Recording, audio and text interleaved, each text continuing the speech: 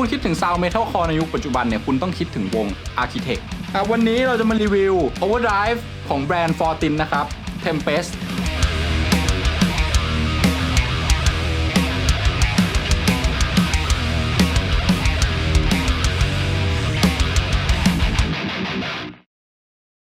สวัสดีครับผมตามอินโทรของเราเลยครับ Fortin Tempest นะครับก้อน Overdrive ของ Fortin ที่ทำ Signature ให้วง Architect คือได้ Signature ทั้งคู่เลยเป็น Signature ของวงนะฮะเริ่มจาก Unbox เลยดีกว่าคือกล่องที่เราได้มาเนี่ยเป็นโปรโตไทป์นะครับผมตัวจริงเนี่ยอาจจะมีอะไรเปลี่ยนแปลงได้ในเรื่องของแถมหรือว่า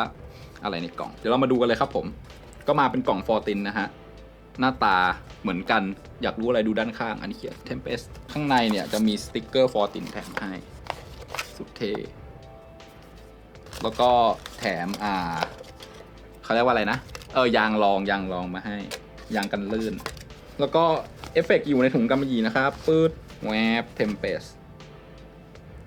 Overdrive เนี่ยผมพูดอีกรอบแล้วกันเป็นเอฟเฟกต์ Overdrive นะครับเป็นของ Fortin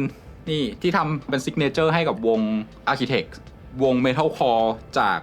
เกาะอังกฤษถ้าใครฟังสาย Metalcore เนี่ยน่าจะรู้จักกันหมดแหละครับ Tempest เนี่ยหน้าตา4 นอบนะครับ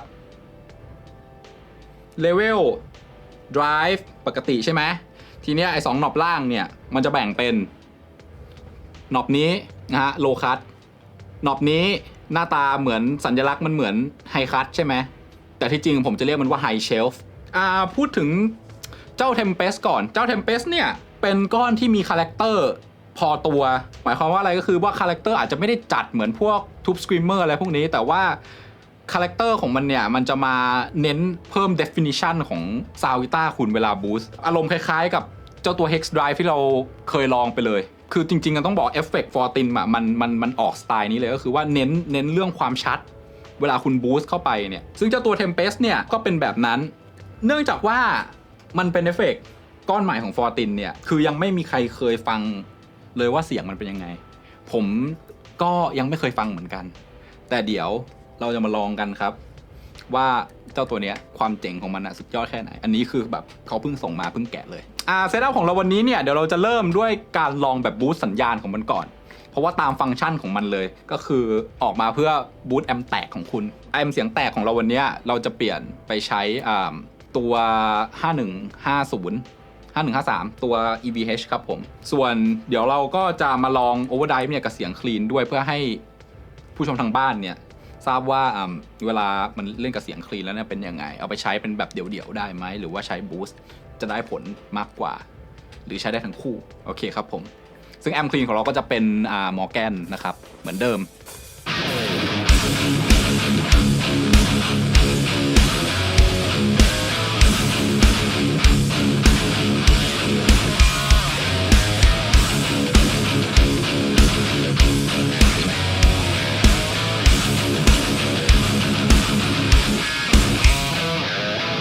ก่อนอื่นนะครับเมื่อกี้ลืมบอกไปอย่างหนึ่งว่าเราอยู่กันใน Blue Channel นะครับของตัว EVH อันนี้เดี๋ยวเราจะ reference สัญญาณแบบยังไม่ boost ให้ฟังก่อน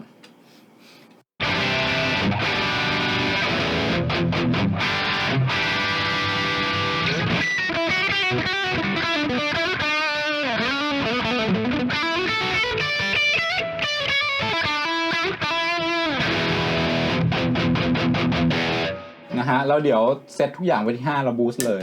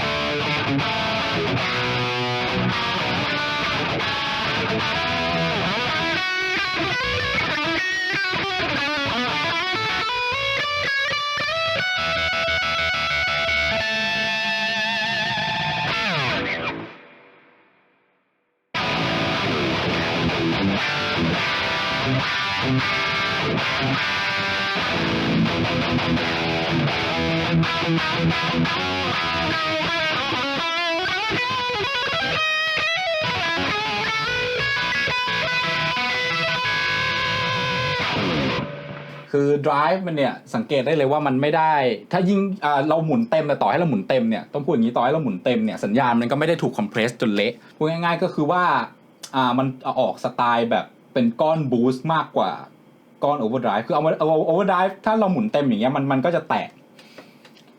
นั่นแหละแต่ว่ามันอาจจะไม่ได้แตกแบบเข้มข้นเหมือนก้อน overdrive จริงๆจังๆมากนะฮะผมบอกว่ามันน่าจะออกสไตล์แบบ boost มากกว่าcolor ย่านแถวย่านเบสแถว200 300อ่ะครับเพื่อมันต้องคัลเลอร์ย่านนั้นอยู่แล้วเพราะว่าทำให้สัญญาณเนี่ยมันมีความไทป์ของย่านพวกโลกับมิดโลย่านแถวนั้นจะถูกบูสต์ขึ้นมาอยู่แล้วเพราะว่าเรารู้สึกว่ามันไทป์ขึ้นได้อย่างชัดเจนแค่เปิดขึ้นมานะฮะเดี๋ยวเราต่อไปเราจะมาลองโลคัทกันก่อนนะฮะ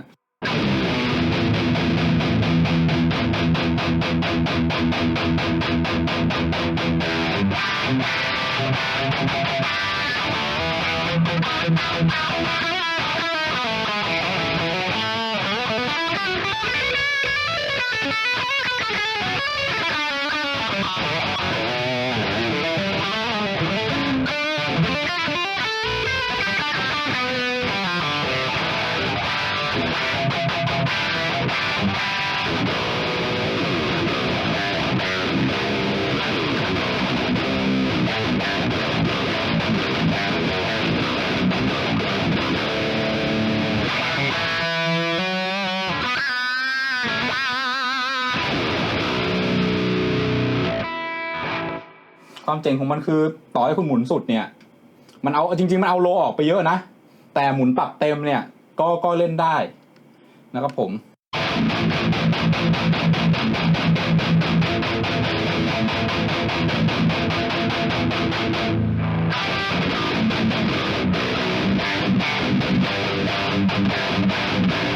ถ้าผมลองปิดดูเนี่ยคุณจะรู้สึกความหึ่งของย่านโลเลยแล้วมันหึ่งจนมันแบบแทบจะคลิปเลยย่านโลพอมันเอามันออกปุ๊บ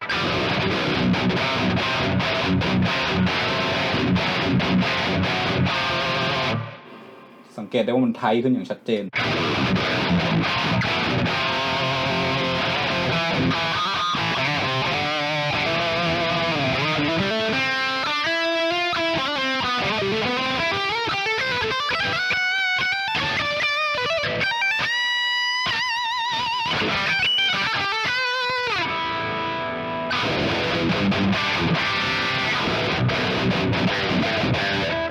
ทิ้งไว้สักประมาณนี้ให้ซาวด์กีตาร์มันมีความ alive หน่อยแต่ในขณะที่มันยังมีความแบบเพอร์คัสซีฟของย่านโลอีกหน่อยนึง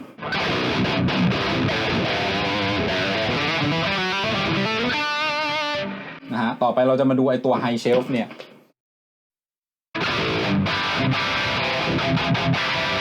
ลองปิด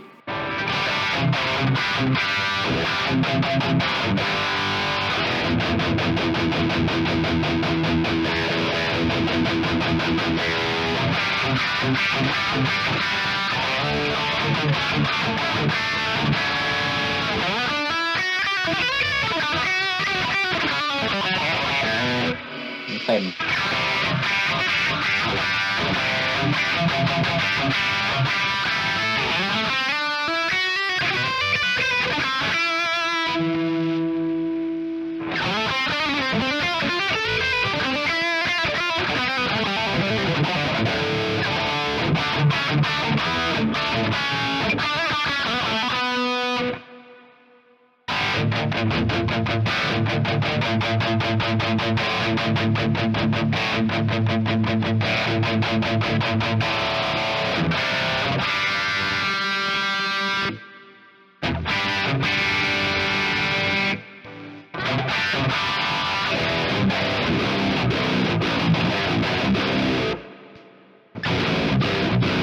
อันนี้เอาซิงเกิลคอยมาเล่นกับ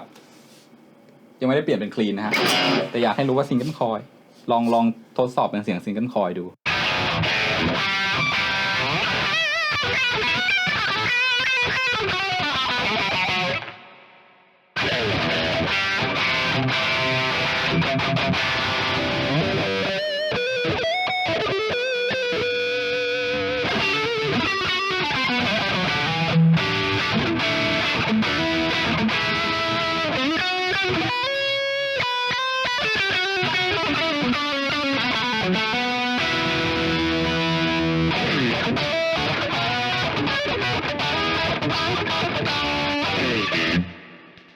reference นะครับผม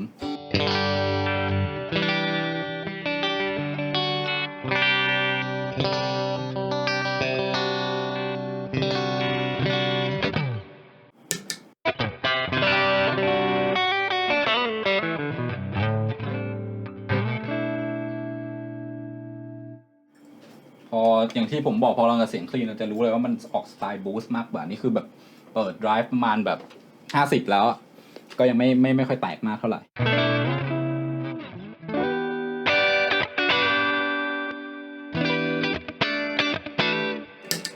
drive เต็ม